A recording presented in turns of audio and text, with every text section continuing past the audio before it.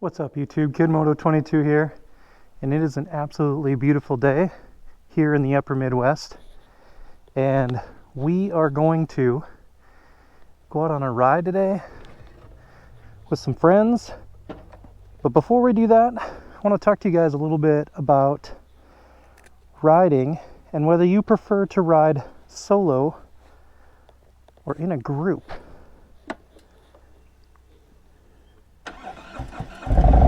So let's get to it and discuss.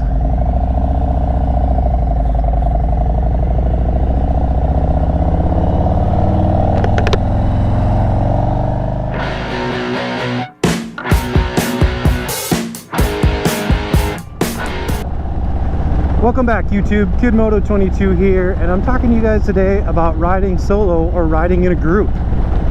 So I would say up until this year, the majority of my riding was done solo, unless I was going on a long trip or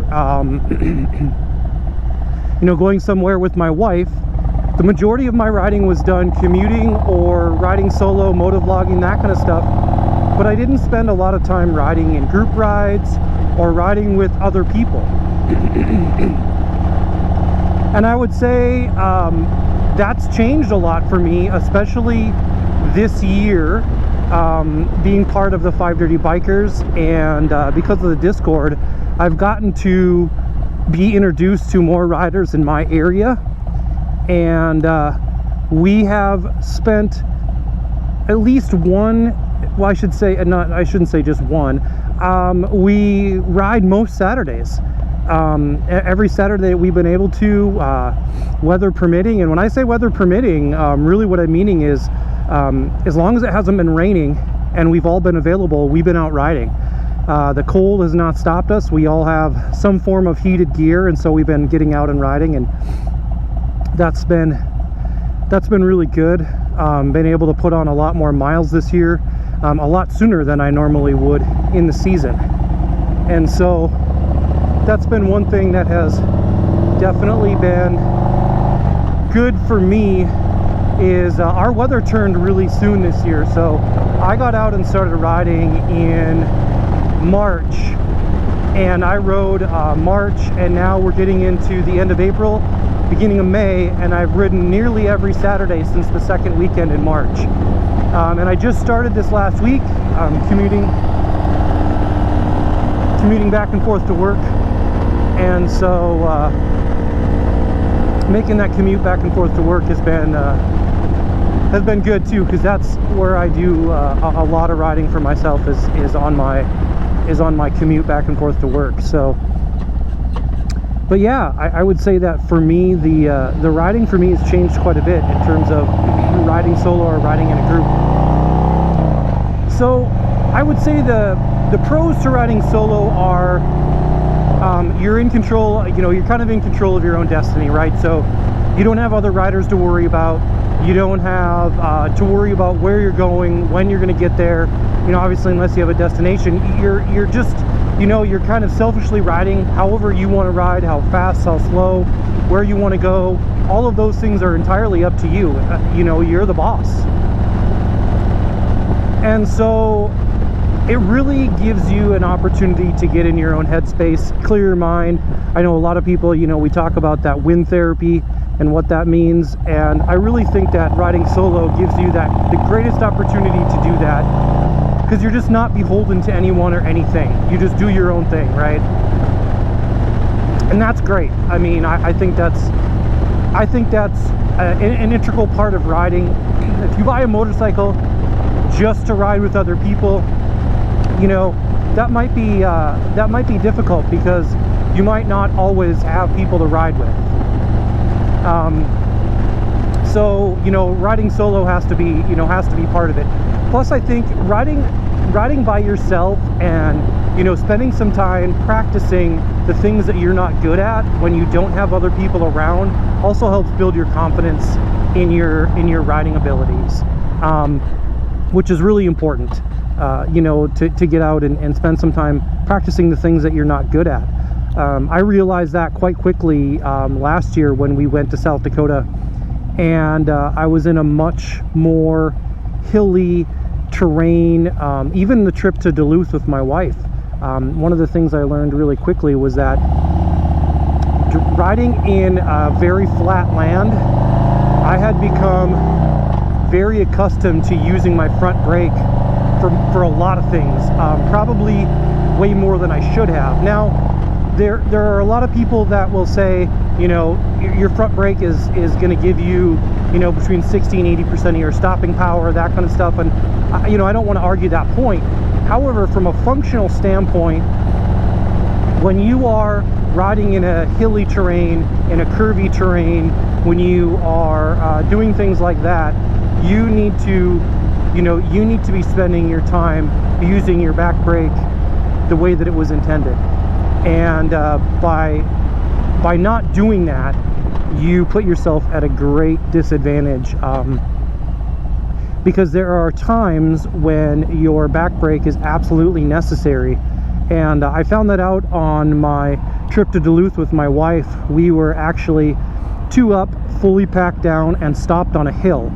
And for those of you that don't know, there's a very specific way that you should be braking, and a very specific way you should be taking off so you don't roll backward and stop your bike. So you actually are feathering your clutch, you have your foot on your brake, and you're keeping your bike still as you're letting off on your clutch and going forward at the same time, while, you know, doing it with 1 foot down and 1 foot on your back brake. So that's a really important thing to know how to do if you're riding where it's hilly, and one of the things that I honestly wasn't that great at. And so I had to kind of learn on the fly and learn really quick with somebody on the back. So it's important to know these things and to practice these things when you're riding solo, so that when you're placed in that situation, you know what to do.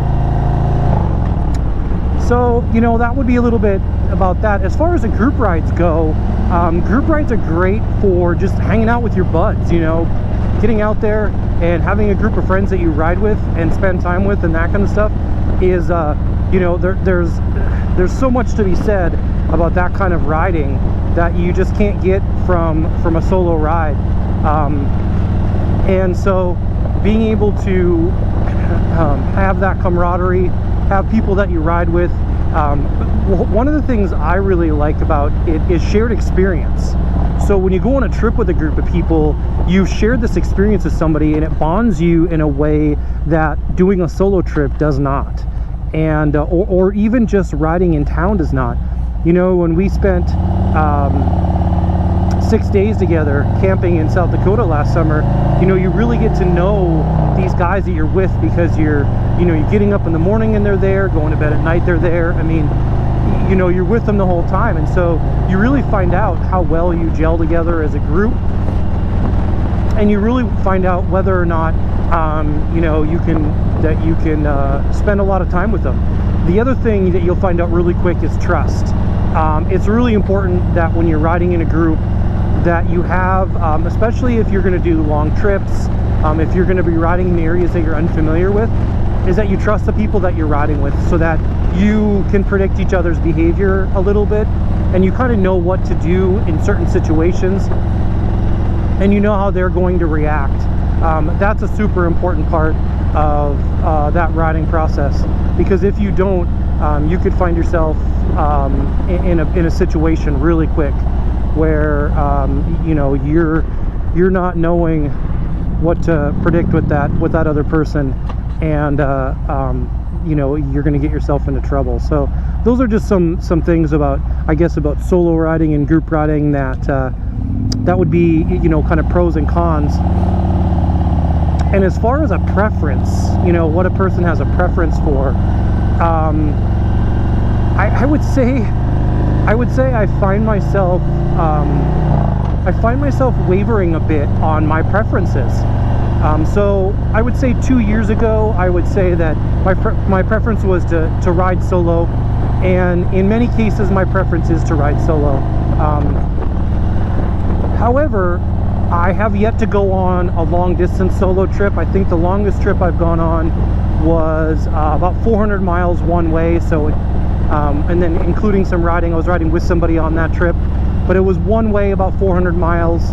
So 400 there, 400 back, and about 300 with somebody on that trip. So that would probably be the longest solo trip I've done. I haven't done any cross-country or multi-state trips by myself, which I do want to do at some point.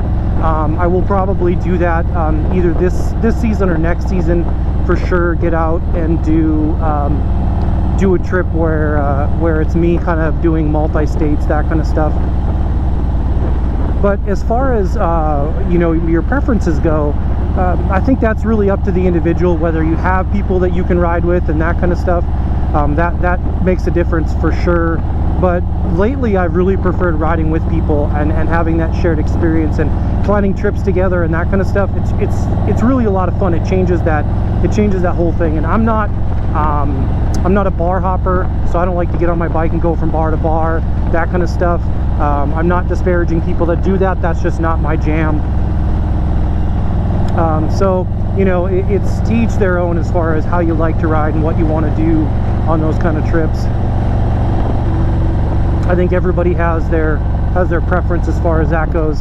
And if you listen to our podcast, the 580 Bikers, you'll hear we talk about how to meet people when you're riding. On one of our last podcasts, we talk about that situation, you know, what it's like to meet people, how to meet people to ride with, that kind of stuff, because that can be a little bit of a situation for some people too. They find it difficult to meet people to ride with. But and I would be the same way. I would say that I have found that there are situations where it's difficult to meet people to ride with, and sometimes it's just difficult to meet people to ride with that you have a shared interest in terms of the style of riding that you do, what you like to do, that kind of stuff. You know, there are people that just like to ride around town and you know, park their bikes and have people look at them and that kind of stuff. And I'm more one of those people that likes to put miles down. So I have a tendency to want to go somewhere. I kind of don't feel like I've gone on a real ride unless I'm 100 miles in or 100 miles from home. But that's not always the case. Obviously I've said in the past I use my bike for commuting, so you know, that's not 100% of the case for me. I do like to ride and go on, you know, short trips, and obviously ride around town with my wife. That's a little bit of a different scenario. We'll go and, you know, go ride somewhere and grab a bite to eat. We do that on occasion too. So, you know, the type of riding as far as that goes is dependent upon the situation. But so I would say that for each person, they have their, you know, they have to have their own feeling, whether they like to go on solo rides or group rides, and what their preference is. So, but that's about what I have for you guys today. Just wanted to throw that out there for solo riding or group riding, and you know, what you like. So if you like what I'm doing, give me a thumbs up. You can go ahead and hit the subscribe button. That's going to be up here or up here, and I'll put a link to another video of mine that you might like, either here or here also. And that's about all I have for you guys today.